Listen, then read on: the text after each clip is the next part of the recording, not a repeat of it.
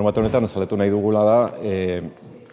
Israelek 15 hilabetetan egin duen genozidia batez ere, eta zuetena egiteko akordio guztiak bete ez dituenak, eta batez ere gero baderamagu 76 urte genozidarekin, eta urte guzti hauetan salatzen ditugu Israelek egin duen sarraskia eta hilketak, ez? Eta horrexegatik aterako gara kalera hori salatzeko eta batez ere markatzeko bete ez dituen arauak eta resoluzioak, Nazio Batuen erakundeen resoluzioak eta hori bete ez dituenak aterako ditu karteletan, eta hori batez ere da salatu nahi duguna. Horrexegatik